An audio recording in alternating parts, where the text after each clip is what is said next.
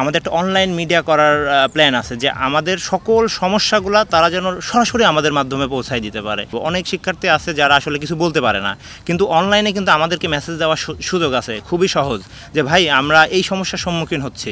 তাহলে আমরা কিন্তু তাৎক্ষণিকভাবে আমরা মিটিং বা সব কিছুর মাধ্যমে সেই সমস্যাগুলো সমাধান করতে পারবো। আমার এই রিসার্চ থেকে যদি ক্যাম্পাস প্রশাসন চায়, তাহলে পরবর্তী সময়ে ভালো একটি মাস্টার প্ল্যান করতে পারবে। এবং আমাদের একটা চিন্তা আছে যে এই রিসার্চ থেকে আমরা হচ্ছে জাহাঙ্গীরনগর ইউনিভার্সিটিতে কতগুলো গাছ আছে এটা হচ্ছে কাউন্ট করা, যে আমরা যদি একটা একটা করে গুনি তাহলে আসলে আমাদের এখানে ম্যান পাওয়ার লাগবে। তো আমার রিসার্চটা হবে এমন যে আমি যখন ওই ডাটাটা দিব, দ্রুত সময়ের মধ্যে ওই এরিয়াতে কতগুলা গাছ আছে ওই গাছটার সংখ্যা বলে দিবে, তাহলে আমরা বুঝতে পারবো যে এটা কমতেছে কিনা নাকি বাড়তেছে। জাহাঙ্গীরনগর বিশ্ববিদ্যালয়ের শিক্ষার্থী সংসদ জাকসু উপলক্ষে বাংলা ভিশনের বিশেষ পডকাস্টে আপনাদের স্বাগত জানাচ্ছি, আমি কিফায়াত শাকিল।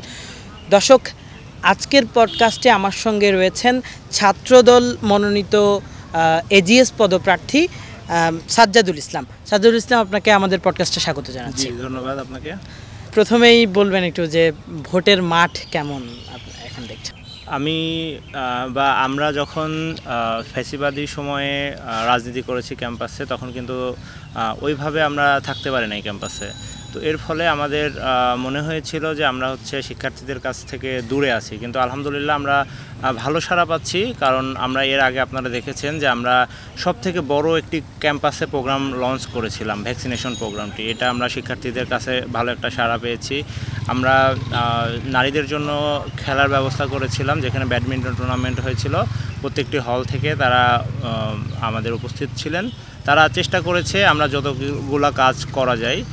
এর পাশাপাশি আমার মনে হয়েছে যে এই সামাজিক যেই কার্যক্রমগুলো থাকবে, এই কার্যক্রমগুলা জাকসু থাকলেও বাস্তবায়ন হবে, এবং আমরা চেষ্টা করব যে এই কার্যক্রমগুলো যেন আরও ভালোভাবে আমরা শিক্ষার্থীদের কাছে আনতে পারি। আসলে কাজ করতে গিয়ে সাড়া পাচ্ছেন শিক্ষার্থীদের, যেটি বলছেন।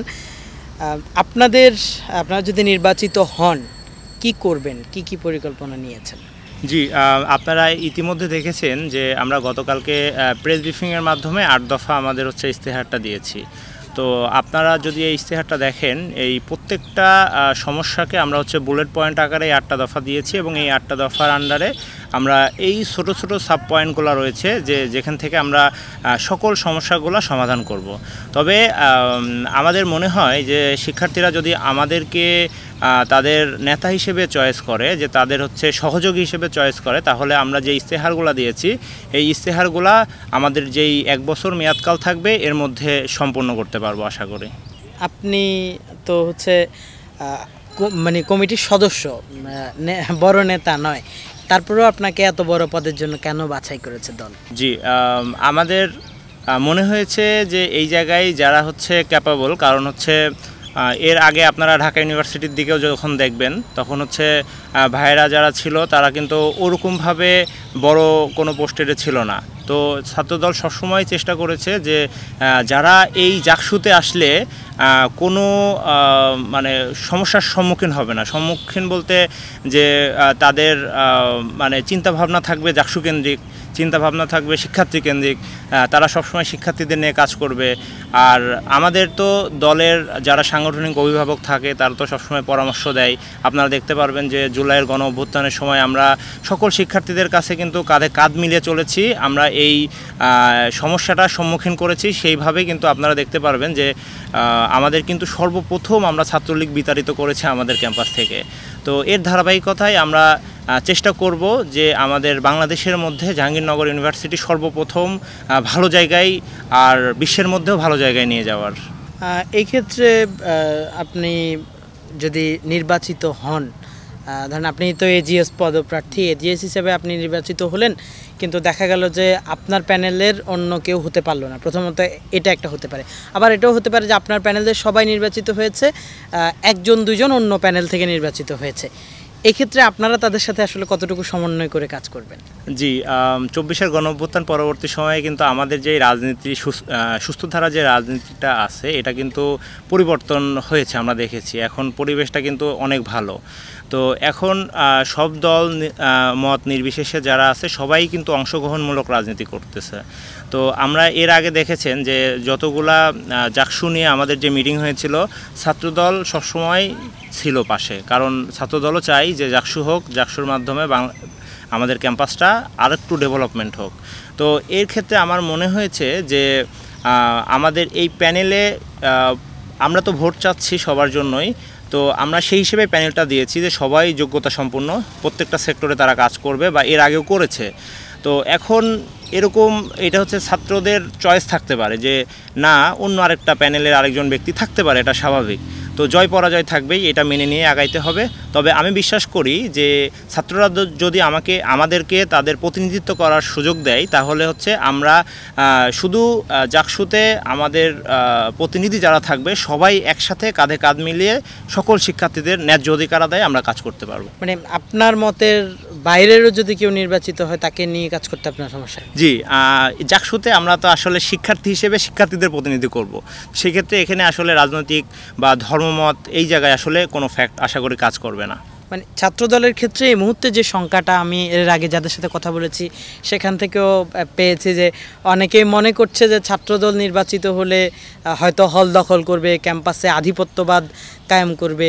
এই প্রশ্নটাকে আপনারা কিভাবে মূল্যায়ন করেন? এই বিষয়ে যদি বলতে চাই, আপনারা দেখবেন যে আমাদের জাকসুতে কিন্তু একটা গৌরবোজ্জ্বল ইতিহাস রয়েছে, যে এর আগেও আমাদের যারা ভাই ব্রাদাররা ছিল তারা হচ্ছে জাকসুতে কিন্তু ভিপি, জিএস, এজিএস পোস্টে ভালো একটি ভোটের মাধ্যমে তারা নির্বাচিত হয়ে আসছে। তো সেই ক্ষেত্রে তাদের যেই সময়কালটা ছিল, তারা ওই ইতিহাসটা দেখলে পারে বুঝতে পারবে যে আসলে ছাত্রদল সবসময় শিক্ষার্থীদের পক্ষে ছিল। এখন আমাদের ক্ষেত্রে একটা বিষয় আমরা মনে করি যে আসলে যে ফ্যাসিবাদের সময় যে আসলে গেস্টরুম, গণরুম, র্যাগিং কালচারটা ছিল, এটা ছাত্রদলের হাত ধরে আসবে, এটা সম্পূর্ণ ভুল। এখন যারা হয়তো এই বিষয়টা বলতেছে তারা হয়তো দেখতেছে যে ছাত্রদলের আমাদের সবথেকে বড় কমিটি হচ্ছে আমাদের জাহাঙ্গীরনগর ইউনিভার্সিটিতে। তারা দেখতে পাচ্ছে যে এত বড় একটা সংগঠন, তারপর এত ভালো ভালো কাজ করতেছে, ভ্যাকসিনেশন প্রোগ্রাম, তো তারা যখন দেখতেছে যে আমরা আগে যাচ্ছি, তো আমাদেরকে পেছানোর জন্য তারা এই বিষয়গুলো একটু ছড়ানোর চেষ্টা করতেছে, যে যারা হচ্ছে যেন আমরা হচ্ছে পিছনে চলে যেতে পারি। কিন্তু আসলে আমরা যদি শিক্ষার্থীদের পাশে থাকি, যে কাজগুলো করতেছি এগুলো অব্যাহত থাকবে আমাদের, যে আমরা সবগুলা কাজ করব। আপনাদের যে পরিকল্পনা যেটির কথা বলেছেন, এটা বাস্তবায়নের কি কোনো রোড ম্যাপ আপনারা চিন্তা করেছেন কিনা? জি, এটা তো অবশ্যই রোড ম্যাপ আমাদের রেখেছি, কারণ হচ্ছে আমাদের মেয়াদকাল যেহেতু 1 বছর, আর এই 1 বছরের মধ্যে আমাদের যেই সমস্যাগুলো আছে সেই সমস্যাগুলো একদম সর্বোচ্চ চেষ্টা করব যেন আমরা প্রশাসন, শিক্ষক এবং শিক্ষার্থীদের মাঝে সেতুবন্ধন হিসেবে কাজ করে প্রতি মাসে আমরা মিটিং কল করব। তারপরে এই মিটিংয়ে যেই প্রস্তাবনাগুলো আসবে, এই প্রস্তাবনা আমরা হচ্ছে একদম বিস্তারিত রিপোর্ট পেশ করব, যেন সকল শিক্ষার্থীরা এই বিষয়গুলো জানতে পারবে যে আসলে কি হচ্ছে। তারপরে হচ্ছে আমাদের একটা অনলাইন মিডিয়া করার প্ল্যান আছে, যে আমাদের সকল সমস্যাগুলো তারা যেন সরাসরি আমাদের মাধ্যমে পৌঁছায় দিতে পারে। তো যার ফলে আমার মনে হয়েছে যে এই প্রসিডিউরে যদি আমরা আগাই তাহলে সকল শিক্ষার্থীদের কাছে পৌঁছাইতে পারবো। অনেক শিক্ষার্থী আছে যারা আসলে কিছু বলতে পারে না, কিন্তু অনলাইনে কিন্তু আমাদেরকে মেসেজ দেওয়ার সুযোগ আছে, খুবই সহজ, যে ভাই আমরা এই সমস্যার সম্মুখীন হচ্ছি। তাহলে আমরা কিন্তু তাৎক্ষণিকভাবে আমরা মিটিং বা সব কিছুর মাধ্যমে সেই সমস্যাগুলো সমাধান করতে পারবো। করবেন কি আসলে নির্বাচিত হলে? আপনি আপনার পদে থেকে কি করবেন? জি, ইশতেহারে তো অনেক কিছু বলা আছে, তবে আমার কাছে কিছু বিষয় মনে হয়েছে, যেমন আমাদের হচ্ছে সুইমিং পুলটি একদমই অকার্যকর অবস্থায় আছে। এটা প্রশাসনের সাথে কথা বলে সমাধান করা যেতে পারে, কারণ সাঁতার কিন্তু একটা মাল্টিপল এক্সারসাইজ, এটার মাধ্যমে কিন্তু সুস্থ থাকা যায়। তারপরে প্রত্যেকটি হলে কিন্তু জিমনেশিয়ামের ইকুইপমেন্ট নাই, মানে ছোট বেসিক ইকুইপমেন্ট থাকা উচিত। যে আমাদের কিন্তু জিমনেশিয়ামটা একদম অনেক দূরে, যেখানে আসলে নারী শিক্ষার্থীদের যাওয়া এবং সকলের যে একটা সময়ে করা। তারপরে দেখা যাচ্ছে যে আমাদের লেখাপড়াটাকে ফোকাস দিতে হবে অনেক বেশি, কারণ আমরা কিন্তু গবেষণার দিক থেকে কিছুদিন দেখতেছি যে হচ্ছে আমাদের সব থেকে মানে একটু পিছিয়ে যাচ্ছে আর কি। তো সেক্ষেত্রে মনে হয়েছে যে আমরা যদি এই জায়গায় প্রত্যেকটি ডিপার্টমেন্টকে কানেক্ট করতে পারি, তাহলে এখানে আমরা মাল্টিপল কিছু রিসার্চ করতে পারবো, যেটার মাধ্যমে আমরা আমাদের রিসার্চকে পুরা বিশ্বের বাজারে আমরা যদি দেই, তাহলে অনেক আশা করি সাড়া পড়বে। এবং এর পাশাপাশি আমার মনে হয়েছে যে নারী পুরুষের যে বৈষম্যটা, আমরা কিন্তু এখানে প্রায় 50% নারী 50% পুরুষ, মানে আমাদের ভাই বোনেরা যারা আছে, কিন্তু আমরা দেখি যে আমাদের যে নারী হলগুলা, নতুন যেই হলগুলা হয়েছে, কিছু কিছু হলে আমরা দেখবো যে 2টা করে ফ্যান, কিন্তু রুম কিন্তু অনেক বড়, তো সেই ক্ষেত্রে তারা একটা হ্যাসেলের মধ্যে আছে। যেমন আমাদের ছেলেদের হলগুলোতে কিন্তু 4টা ফ্যান। তো এই বিষয়গুলো আরও সমস্যা, যেমন হচ্ছে মাস্টার প্ল্যানটা হচ্ছে বড় একটা ইফেক্ট ফেলে আমাদের এই ক্যাম্পাসের ক্ষেত্রে। কারণ আমরা যদি দেখি হাইওয়ের পাশে হলগুলা, আমি যদি আমার ফ্রেন্ডকে ফোন দিই দেখি যে হচ্ছে গাড়ির শব্দ শোনা যাচ্ছে, তার মানে আমি শুনে আমারই খারাপ লাগতেছে, তাহলে তারা 24/7 তারা ওই জায়গায় ছিল। তো সেই ক্ষেত্রে তাদের তো প্রবলেম আছে। তো এই বিষয়ে একটা ভালো একটা যৌক্তিক সমাধান আশা করি আসবে। এর পাশাপাশি আমার মনে হয়েছে যে যারা প্রতিবন্ধী তাদের হচ্ছে রাইটারের একটা প্রবলেম থাকে, রাইটার জোগাড় করা। কারণ হচ্ছে আমার রুমমেটকে একদম সরাসরি দেখেছি যে ভাই হচ্ছে পরীক্ষার আগের দিন রাইটার জোগাড় করা, প্রিপারেশন নেওয়া, সব কিছু নিয়ে অনেক হ্যাসেলের মধ্যে থাকে। তো আমার মনে হয়েছে এটা যদি পরীক্ষা নিয়ন্ত্রকের সাথে কথা বলে যদি একটা সমঝোতায় যাওয়া যায়, সমাধানে যাওয়া যায়, তাহলে হচ্ছে এই ব্যক্তিগুলা মানে সুবিধা হবে তাদের পরীক্ষা দেওয়ার ক্ষেত্রে, যে টিউটোরিয়াল বা ফাইনাল পরীক্ষা। এর পাশাপাশি আরও অনেকগুলো আছে, ইনশাল্লাহ আমরা কাজ করব যদি আমাদেরকে নির্বাচিত করে আর কি। মাস্টার প্ল্যানের কথা যেহেতু বলেছেন, মাস্টার প্ল্যানের প্রসঙ্গে আসি যে আপনাদের বিশ্ববিদ্যালয়ের মাস্টার প্ল্যান নিয়ে আমরা জানি অনেক কিছু হয়েছে। বিগত সময় ছাত্রলীগের কেন্দ্রীয় কমিটি চেঞ্জ হয়েছে, আপনাদের দুজন ভিসি চেঞ্জ হয়েছে ঘটনাকে ঘিরে, আন্দোলনকে ঘিরে। এখানে পরিবেশ রক্ষা করা হচ্ছে না, এই অভিযোগে অনেক আন্দোলনও আমরা দেখেছি। আপনারা যদি নির্বাচিত হন তখন আসলে এই মাস্টার প্ল্যান নিয়ে আপনারা কি করতে চান? জি, প্রথমে একটু আমার ইনফরমেশনটা দিয়ে তারপরে শুরু করব। সেটা হচ্ছে আমার মাস্টার্সে আমি হচ্ছে ইউএভি প্রযুক্তি অর্থাৎ ড্রোন দিয়ে আমি হচ্ছে প্রায় রিসার্চটা করেছি, 3000 ইমেজ নিয়ে একটা টিপ ফাইল করেছি। আসলে আমাদের যারা এই এর মধ্যে আছে, এই রিসার্চ করে, তারা আসলে বুঝবে যে আমাদের স্যাটেলাইট ইমেজ দিয়ে এই রিসার্চগুলো করা সম্ভব না। তো আমরা যদি দেখি যে আমাদের ইউনিভার্সিটি শুরু থেকে আজ পর্যন্ত আমাদের কিন্তু ভেজিটেশন বা হচ্ছে গাছের সংখ্যা কিন্তু কমে গেছে। আমাদের কিন্তু প্রতিনিয়ত এই অনুষদ বানানো, ডিপার্টমেন্ট বানানো, তারপরে হচ্ছে হল বানানোর কারণে আমাদের কিন্তু এই জায়গাটাই মানে অনেক অংশে আমাদের গাছপালা কমে গেছে। তো এর বদলতে কিন্তু আমরা দেখতে পাচ্ছি যে আমাদের অতিথি পাখি কিন্তু আশা কমে গেছে। আমাদের যেই শীতের সময় অতিথি পাখি অনেক অতিথি পাখি আসতো, সেটা কিন্তু কমে গিয়েছে। মানে আমরা দেখতে পাচ্ছি যে এনভায়রনমেন্টের একটা ডিগ্রেডেশন হচ্ছে। তো এই এনভায়রনমেন্টটা আরেকটু কীভাবে করা যায়, মানে আমার এই রিসার্চ থেকে যদি ক্যাম্পাস প্রশাসন চায় তাহলে পরবর্তী সময়ে ভালো একটি মাস্টার প্ল্যান করতে পারবে। এবং আমাদের একটা চিন্তা আছে যে এই রিসার্চ থেকে আমরা হচ্ছে জাহাঙ্গীরনগর ইউনিভার্সিটিতে কতগুলা গাছ আছে এটা হচ্ছে কাউন্ট করা, যে আমরা যদি একটা একটা করে গুনি তাহলে আসলে আমাদের এখানে ম্যান পাওয়ার লাগবে। তো আমার রিসার্চটা হবে এমন যে আমি যখন ওই ডাটাটা দিব, দ্রুত সময়ের মধ্যে ওই এরিয়াতে কতগুলা গাছ আছে ওই গাছটার সংখ্যা বলে দিবে, তাহলে আমরা বুঝতে পারবো যে এটা কমতেছে কিনা নাকি বাড়তেছে। তাহলে এটার মাধ্যমে কিন্তু আমাদের জাহাঙ্গীরনগর ইউনিভার্সিটিতে যে গাছগুলো আছে বৃদ্ধি করা যাবে, আবার কোথায় কোথায় লাগাইলে আমাদের সুবিধা হয় এই জিনিসগুলোও দেখা যাবে। তো আশা করি যে আমাদের যে মাস্টার প্ল্যানগুলো হচ্ছে আমাদের প্রশাসন কমিটিতে যারা আছে এই বিষয়গুলো আশা করি খেয়াল রাখবে তারা। বিশেষ করে যেটা হয়েছে যে এখানে দুর্নীতির অভিযোগটা গত সরকারের সময় সেই সরকারের যে ছাত্র সংগঠন তাদের বিরুদ্ধে ব্যাপক ছিল। এখন যদি আপনারা যদি ডাকসুতে নির্বাচিত হয়ে আসেন তখন আপনারাও এখানে ক্ষমতাসীন হবেন, সেই ক্ষেত্রে কি আপনাদের বিরুদ্ধে এরকম অভিযোগ আসবে কিনা? না, আমাদের সাংগঠনিক অভিভাবক জনাব তারেক রহমান সবসময় বলে যে শিক্ষার্থীদের পাশে থাকতে, এবং চাঁদাবাজি যারা আছে তাদের কিন্তু আমরা আমাদের দলে ঠাঁই দিব না, যারা হচ্ছে দুর্নীতি করবে তাদের কিন্তু আমাদের দলে ঠাঁই দিব না। তো সেই ক্ষেত্রে আমাদের মনে হয় যে এই ডাকসুতে আসলে পারে এই বিষয়গুলো আমরা সম্পূর্ণ মিনিমাইজ করে দিব। এবং আমাদের যেটা মনে হয়েছে যে আমরা যদি এই জায়গায় থাকি তাহলে সকল ধর্মমত নির্বিশেষে সকলের সাথে যখন আমরা কানেক্টিভিটি থাকবে, আর আমাদের এই ডাকসু যখন কন্টিনিউ থাকবে, তখন এই বিষয়গুলো আশা করি আর ফর্ম করতে পারবে না, তারা হচ্ছে জেগে উঠতে পারবে না। সবশেষ যে আপনি আপনার প্রতিদ্বন্দ্বী অন্য প্রার্থীদের চেয়ে আপনাকে নিজেকে ব্যতিক্রম মনে করছেন কিভাবে, যে কারণে আপনাকে ভোটাররা বাছাই করবে? জি, আমি হচ্ছে মানবাধিকার নিয়ে কাজ করেছি দীর্ঘ 3 বছর সময়ে। তো তখন মনে হয়েছে আমরা যখন ফিল্ডে ইনভেস্টিগেশন করতে যেতাম আসলে তারা কতটুকু অসহায়। তো সেই হিসেবে আমার মনে হয়েছে যে সেই স্কিলটা যদি আমি এখানে শিক্ষার্থীদের পাশে দাঁড়াই, তারা যে অসহায় তার এই ভোকাল পয়েন্টটাকে যদি আমি আরেকটু রিস্ক করতে পারি, এটা আমার কাছে অবশ্যই ভালো লাগবে। এবং আমি যদি বলতে চাই যে গণ অভ্যুত্থানের সময় দেখা যাচ্ছে যে এর আগে বা এর পরে যত ন্যায্য অধিকার আন্দোলনে শিক্ষার্থীরা ছিল, সেই সকল আন্দোলনে আমরা শিক্ষার্থীদের পাশে ছিলাম।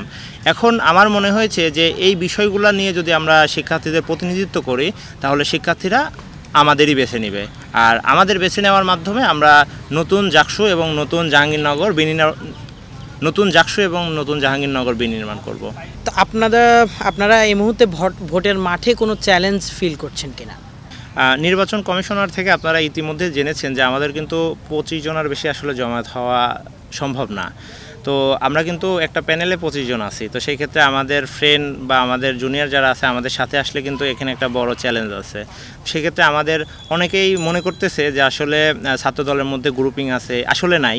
কারণ হচ্ছে আমরা এখন ঐক্যবদ্ধভাবে প্যানেল দিয়েছি, সবাই ঐক্যবদ্ধভাবে কাজ করছি। কিন্তু এই কারণটার ফলে আমরা আসলে সবাই একসাথে মুভ করতে